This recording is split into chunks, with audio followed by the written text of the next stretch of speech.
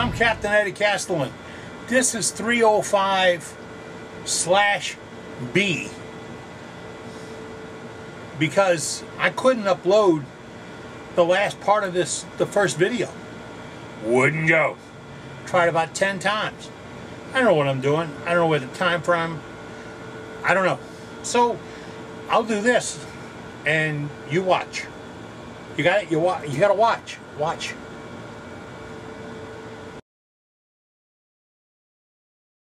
It's been a great day. It's a Sunday.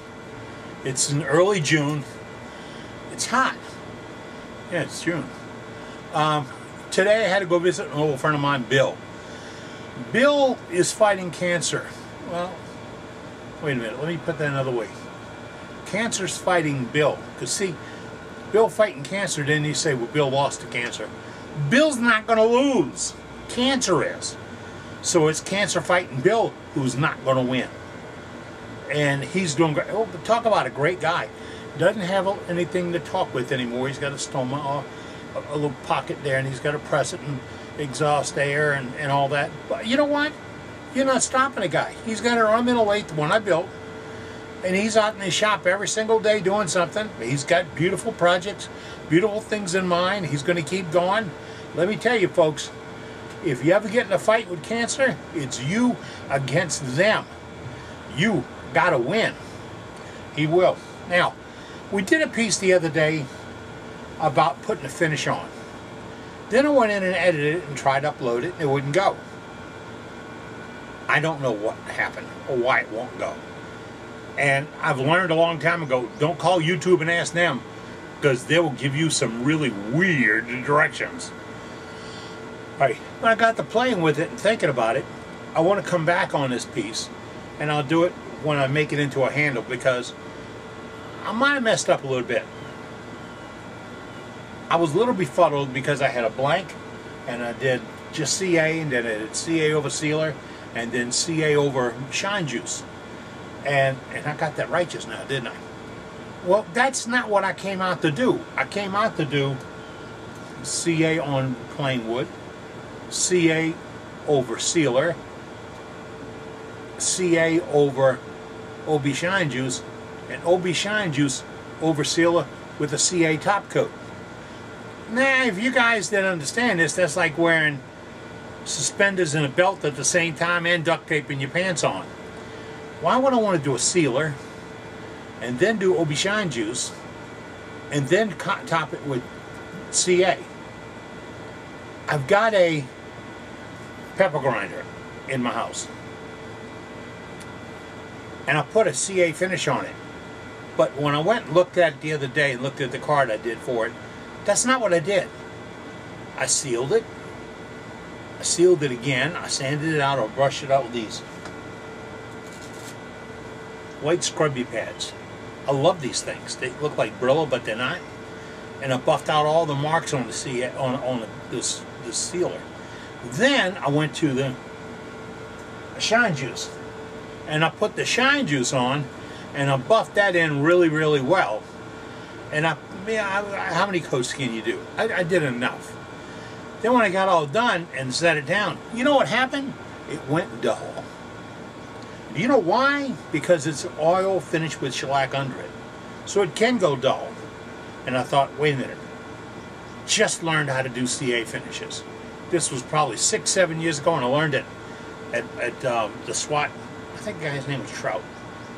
But he was really good. And he was great. The demonstration was great. The audience sucked. But I came away enough to understand what he was doing and what he was talking. Came back and played with it, developed my own technique. It's not proprietary. I got it on the internet.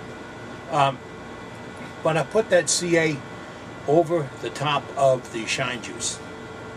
It looks like it's dipped in glass. Some guys say that's excessive for a piece. It's not excessive. The seal clogged the pores in the wood because it's a zebra wood. The shine juice leveled it all out and filled in the imperfections in the finish because it's a shellac and it can be built up. And then the CA put a sealing on the whole thing.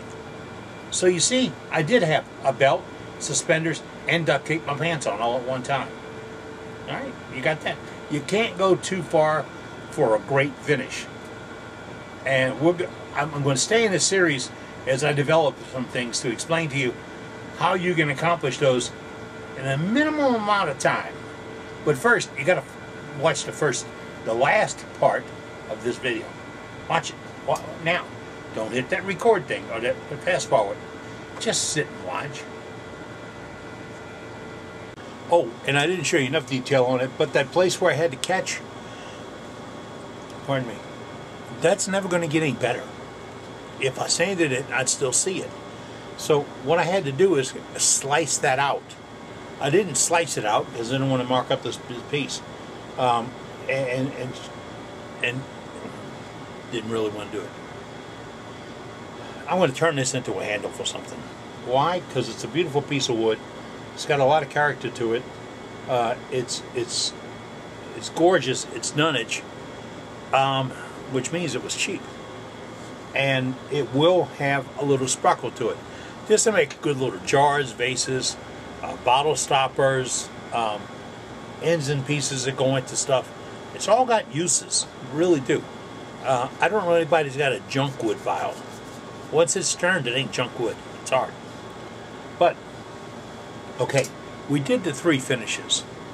And as I showed you a moment ago, we can build up the finish for the OB Shine Juice. We can just keep adding that. That's shellac. I can keep stacking that on and stacking it on and stacking it on, and that will look smooth as a baby's butt. The sealer is not going to happen. The sealer is not going to stack like that. If it does, it's not going to be really clear. So we don't want to stack sealer.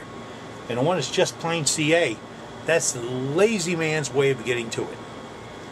I hope I didn't offend you, but that's how I feel about it. The finish on which you're turning adds character, quality, luster, chatoyance. The vibrance of the wood comes out if your finish is right. If you didn't slice it right, if you didn't sand it right, if you didn't seal it and then put a finish on it, you took a shortcut someplace. And those shortcuts will always come back and bite you in the butt. They will. I had a guy show me a beautiful bowl he turned, and he handed it to me. It was at a club meeting, and he said, "What do you think about this?"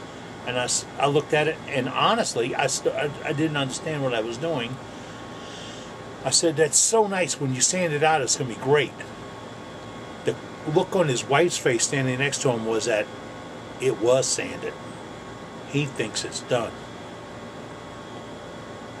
I couldn't tell him that all those marks that I'm seeing were tool marks, where he was really moving a lot of wood and getting it out the way. But his tools weren't sharp enough, or he wasn't presenting them in the right manner to where you get a slice and take ribbons off instead of chunks. He had what could have been an absolutely gorgeous piece if you could chuck it back up again, spin it with a scraper and scrape off some of that finish, some of that lumber, and get down to where it was all one homogeneous level, which is where you have to be reflective. Finishes are overlooked. Everybody looks at what's turned and they see this beautiful piece of art. But what they don't pay attention to, sometimes they'll press that little get your hand off that fast forward button. They'll press that little fast forward button and they'll skip on to see the finished piece. They missed the critical part. The critical part was the finish. The finish came on right there, and it had steps and procedures. Don't eliminate a step or a procedure. Think about it. You have to seal the wood, and then apply a finish.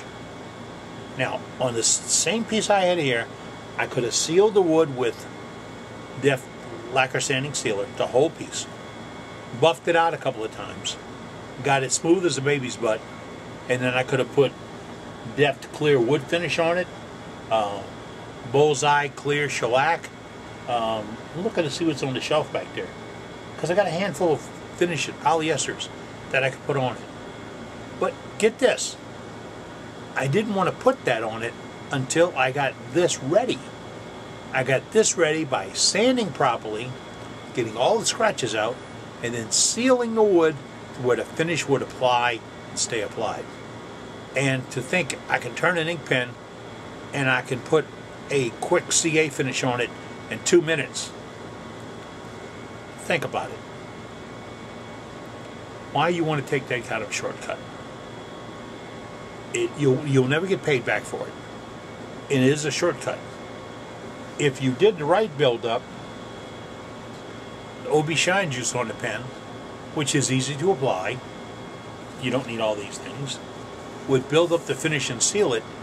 And if you look at it with the Shine Juice on it, and you see the reflectivity, and you see the chatoyance coming back out of the wood, the beauty of the wood, you've done a good job on sanding and get it ready.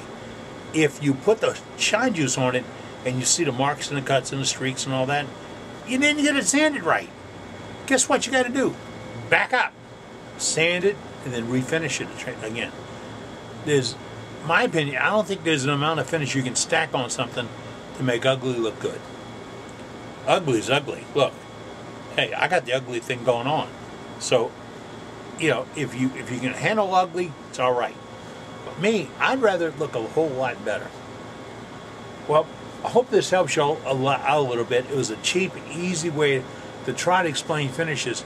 And trust me, I get phone calls every day from guys about finishes and how the finish just didn't work out, or OB Shine Juice got dull. It's got oil in it. It will dull down, but you can buff that. But if you don't want to buff it, coat it. It's shellac. You can put polyester, you can put varnish, you can put clear finish on it. Put a handful of things on it to protect the shine. Build it up. It's a built-up procedure. When you got your car, your nice new shiny car sitting in the driveway, one of the biggest expenses of your lifetime. Well, besides marriage and a house. It wasn't painted in one coat. It was primed and sanded and prepped and then coated again and again and whatever it took. But it had the right procedure to give you that shine. And if you look at the cars that are 15, 20 years old, where the shine is worn out, dull, it's because we've changed procedures, or they took a shortcut. But don't take a shortcut. Don't change your procedure. Get a good finish on what you're turning. I'm ranting and raving. I know that it is. Now, that wasn't the end of the piece. I edited it. I chopped it at a point, because I want to do a regular ending. But I was trying to explain to you how, what I just said a minute ago, and a minute before that, finishes are the finish steps. We're going to get it right. You and I are going to work together to get this right. And if I can ever help you, you can always pick up the phone and call me. If I guide you wrong, you can pick up the phone and call me. I can be called names on the telephone. You come here and call me, we're going to fight. But I really do believe we need to share information. And by sharing information, we will grow. So there's nothing secret. Really, nothing secret. Alrighty, I'm glad you had time to come back and visit with me. I'm Captain Eddie Castellan. I am now going to put my smock on, my glasses on, fire this puppy up, and make some shavings. You should do the same. In fact, I'm pretty sure I can get you a doctor's prescription and tell you to go do that. Yeah. Get my prescription pad. I'll be right with you. Oh, the copay's expensive. Oh, you don't want to talk about it. Yeah, I'm getting ready to go back in the house, and it dawned on me when I was editing a video the other day on roughing and shaping that I put my, this is a Uvex Bionic with a hardened shield. There's two different kinds of shields. One's more flexible. That's nice, but I don't want it to flex. I want it to bounce stuff off. So I put it on because I was going to do some cutting, and that's a safe thing to do. And when I went in and edited, where that sweatband sat on my head, I was black. I mean, it doesn't smell good either. It was rough. So I took this off. It's a simple little pull tab thing to take it off. I want to throw it in a washing machine and get it washed and get the color out of it. But I'm just mentioning this because you have the same kind of equipment I have. I have dust begons. They're hanging, where are they? Where's the Dust Be Gone mask? I know I'm looking at them. But they'll get dirty. I put them in my smock pocket, put the smock in and get washed, and it gets washed and not torn up. So you got things like that, bring them in, get them cleaned up the right way. Don't expose yourself to mold and mildew or a black strap around the top of your head. Oh, God. Or anything like that. Get safe. I'm Captain Eddie. Get out in the shop.